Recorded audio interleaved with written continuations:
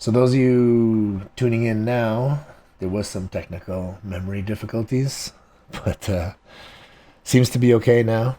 Um, I was training uh, my guys, so like just the high performance team. I say team, I'm talking about like a handful of people, maybe 4 to 5 people, which is within what we're allowed to have till midnight tonight. Then we're up to 10. Actually, Taekwondo Canada opened up the clubs with restrictions, but regardless. Anyways, I was just talking to my competitive team, which is not that many people. This is what I was trying to get at. And we're talking about the importance of practicing the way you fight. And that's a hard thing for some of them to understand. I get that it takes time to develop, but you do. It's so true. Like doing simple drills.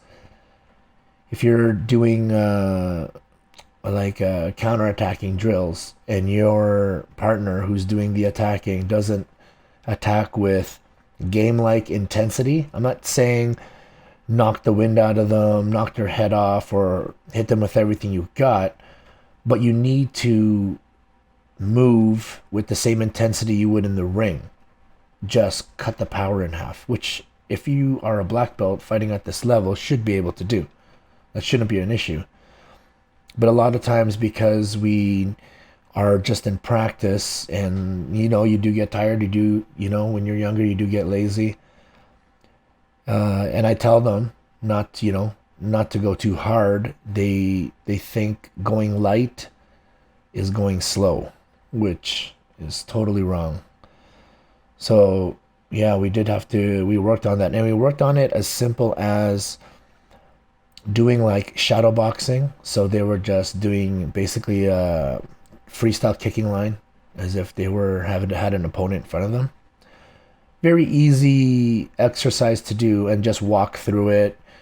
You know, throw a key up in there every now and then. Something fancy, and just kind of walk it down. But when we discussed having to practice the way you fight, we needed to have that same game day mentality, even in just that moment. Being able to practice without contact, but still the intensity of sparring, if that makes sense. Anyways, we covered that today. So that was on my mind.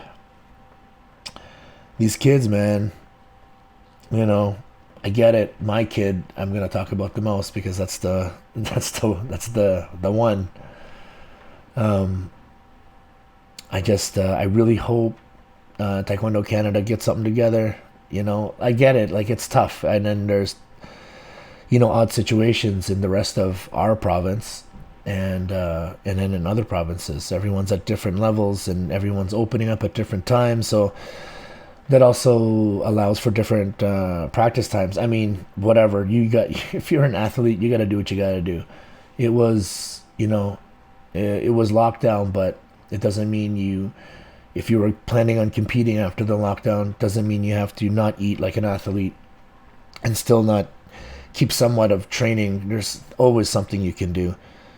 Even with Master Code doing the Zoom training, like there was a lot of stuff going on. So people shouldn't be that out of shape. What the main thing is just the timing and getting the distance back in sparring. As long as there's enough time to get that going, then nationals is definitely doable. But we all hope that they get their shot, and obviously for my kid, because this is her last year junior, and I think she has a good chance. But I mean, hey, it's a fight; anything can happen. But I just want her to be able to get that opportunity. Feel bad for this kid. She's trained so hard, went all over the world, and spent, Christmas break, summer break, just in training camps. So we really wanted this one to be that end all, and finally earn the right to wear the can, as she says.